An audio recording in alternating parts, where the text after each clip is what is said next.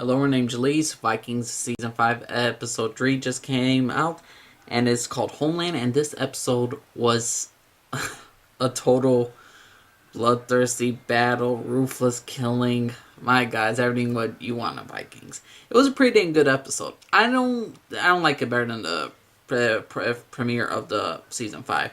I like that one a lot better, but this one was pretty solid. What happened? The Christians decided to attack York. Ivar, before the Christians decided to attack, Ivar had this moment with this one girl. He asked her if she would sacrifice herself for the gods in order so they could win the battle. And she went naked on him, and then it's like he freed her. You're no longer a slave, you could be freed. But in that moment, he realized how much power he has over people and how she was utterly willing to be with Ivar. And I'm hoping this character is a recurring character because I like her interactions with Ivar. And in Ivar and her interactions, she makes him seem like, or he feels, I'm not sure if he even could get it up because we all know that he can't have sex with women or that he's not able to, or he's not able to satisfy them. Well, in this one, it looks like he's able to. Maybe it's just the right person. Who knows if this one girl will do that for him. So I'm kind of interested to see what's going to happen with her character. But the Battle of York. The Christians invaded. Ate the wolf and his two sons.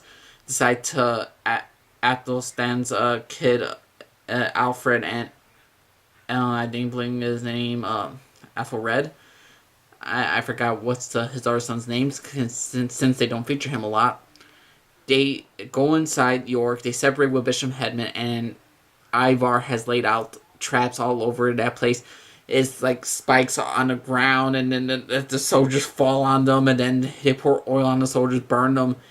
It's completely horrendous. They use fog to at nighttime in order to the sky. Well, not nighttime, but it's a certain time of the day, and it's just they leash some a fog around there, and they're just some smoke, little grenades and all that shit, and they're just wiping the Christians out.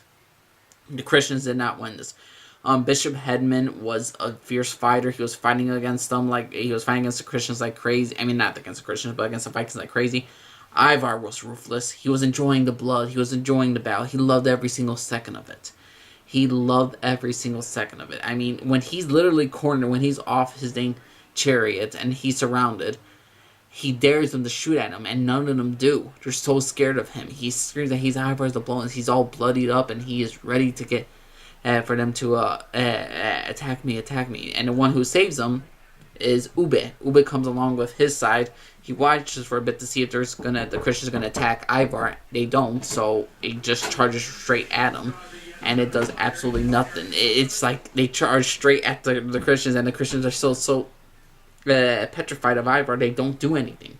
They decide not to do anything against Ivar. Ivar's surrounded by bodyguards, but no one makes something towards him, or in a Bishop Headman. Ate the wolf was protecting Alfred the entire time. His other son got hit in the shoulder with an arrow. They ran away. They had to leave. And because of this victory, Ube and Ivar still see different from eye to eye. Ube wants to make peace so they could farm the land and all that stuff.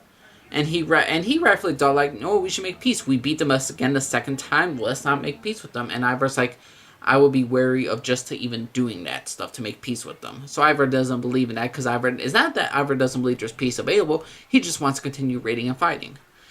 Witzig just stays in the middle about it, but Ube later on goes to the Christian camp and tries to convince the king that we want peace and all that stuff. And for the most part, Aethelwulf, Alfred, seemingly you know what? Why not make the peace? But Bishop Headman decides to beat the shit out of Ube like crazy, and they kill all the guards, and they basically throw shit at Ube and Witzig when they run away. Ivar makes fun of them and says that you're disgracing yourself and all this shit, and that we should never make peace. And he says, I believe it's now that you all show me that I'm the true leader of this great army. Ube says he refuses since we're older brothers. And Ube also tells Ivar that our father will be ashamed of what you've done to this family, that you're splitting us up. Ivar disagrees. What I love about the show, it shows how different Ivar and Ube are. Ivar's too much of the rage of Ragnar and a little bit of influence of Loki of his hate towards Christians.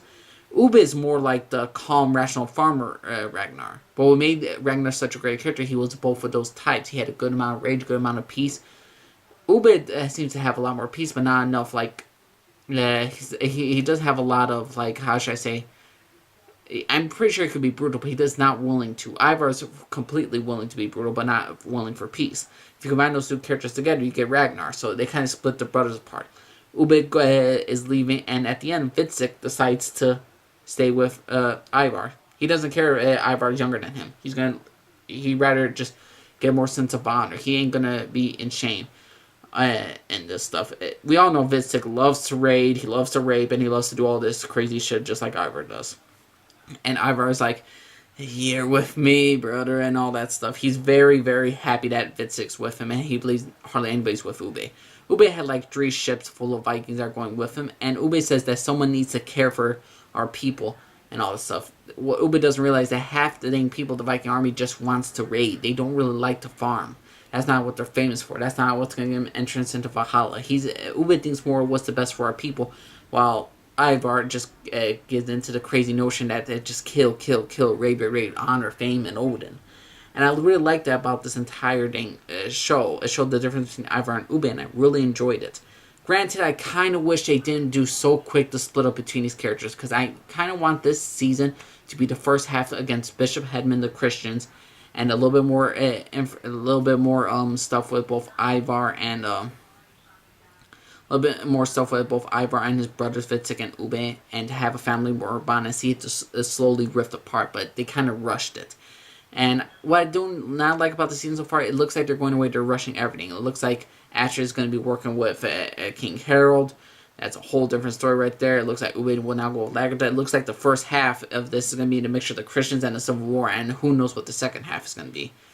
Later on, also during this episode, we had 3 other side plots.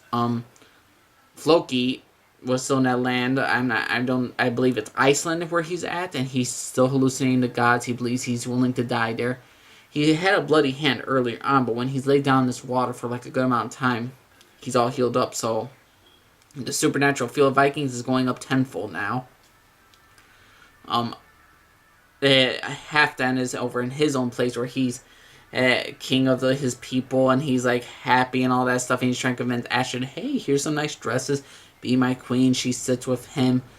He sits down with her in the bench. She punches his nose. She's still the captive, but she is definitely she's definitely like is tempted to be queen, to have this amount of power. But who knows where this is going to lead with Astrid. To me, I think it would have make more sense if Halfdan had Astrid as a spy all this time for Lagertha, and this is just a plan of his, and he's just... it would have been better if they just did that instead of him just kidnapping her, trying to convince her to be on my side. It would have been much more better if if they faked the kidnapping of Astrid, and Astrid just secretly got Halfdan away. It would actually make a lot of stuff more sense of this season, or at least this side storyline. But overall, this is where they're going with it. Astrid is enticed, or she's tempted to go with Halfdan and this little plot of his to be king of Norway. That's good and all, but to me, it's just a little bit too rushed. Another thing is Bjorn. He's not there at the Mediterranean yet. He's still going there, but he has this traveler who was, I believe, the traveler since Viking Season 3, the one that told Ragnar about Paris and all that stuff.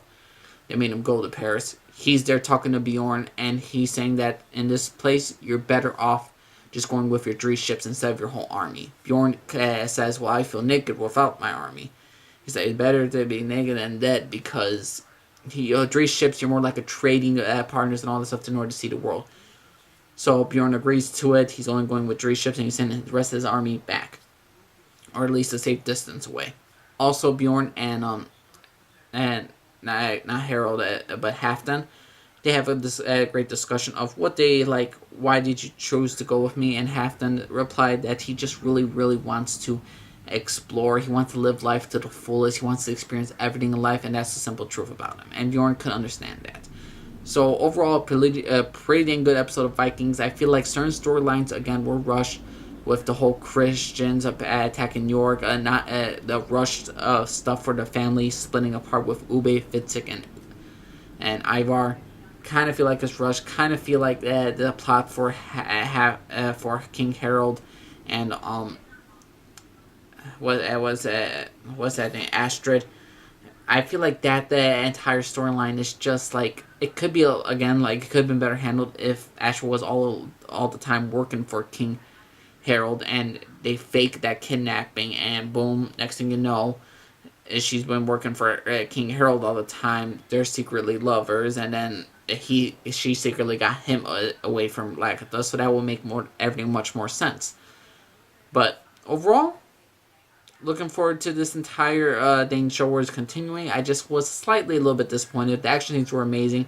Kind of felt a little bit sloppy in some cases, but because the Vikings were winning, why they let the enemies retreat, all that stuff. But overall, Vikings Season 5, Episode 3, Homeland. Let me know what y'all think. If you want, subscribe if you like. Disagree on about link, comment down below. Let me know. Respect my opinion, respect yours. My name's Elise, signing off for you to everybody. Bye-bye.